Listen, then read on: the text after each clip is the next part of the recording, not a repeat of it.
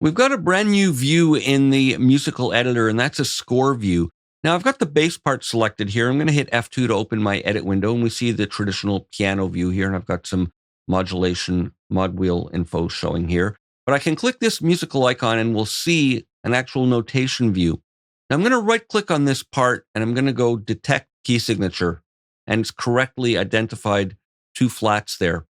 Now I've got a Rhodes called up over here. And I'm going to record in a new part, and we can record directly in this score view. Now, right now we're viewing the bass and the Rhodes together. We can control that in the track list the same way we can in the other editors. But let's view the two of them together and close this up. And I'm just going to hit record and we'll enter some parts.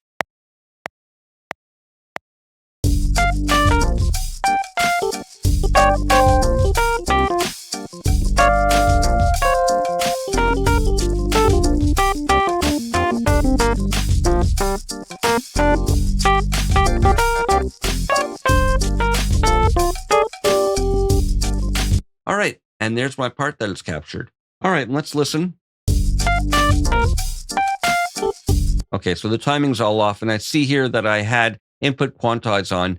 So I can easily undo that. I can use the shortcut Shift-Q to restore the original timing, and this is not a score view specific function, but once we're here, if I go with the right-click menu under Event, I can go Restore Timing, Shift-Q, and now let's listen. I can see a mistake right there. I just want to get rid of that note.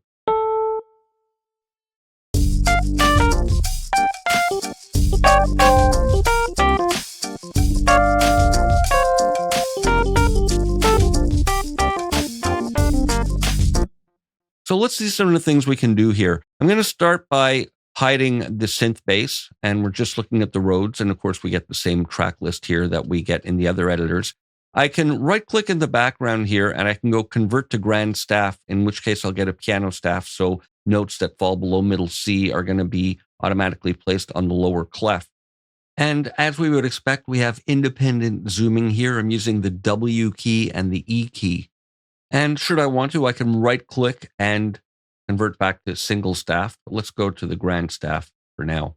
And we can click inside here and start playback from wherever we click.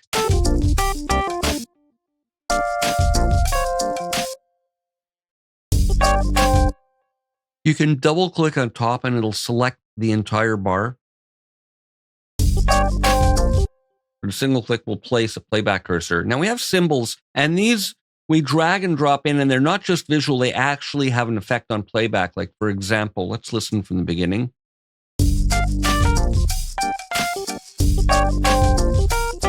So if I take this and drag it over here, I can tie those notes together and they'll sound sustained.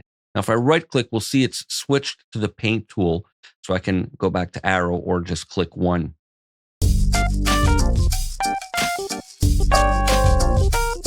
Okay, I'm going to hit undo. I didn't like that. But the point is, it does affect the playback. Here are a couple of short notes together. So if I take this and drag it over, I'm going to get the same thing. I'm going to hit one to go back. So again, it's affecting playback as well as visually tying the notes. I'm going to hit undo for now. And let's try some dynamics. Now you'll notice that many of these, there's a little drop-down triangle at the bottom. So if I hover my mouse there, we can get different types of crescendos and diminuendos. Let's go for that one. And I'll just draw it in over the range that I want. And I'll hit one to go back to the arrow tool. And let's start playback from there.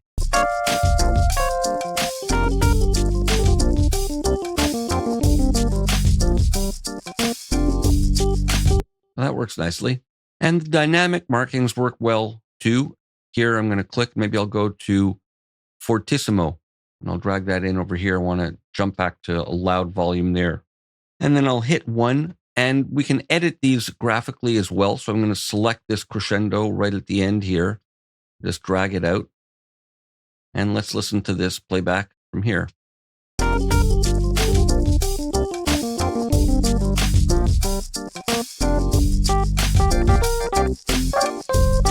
So these are very musical, both orally and graphically.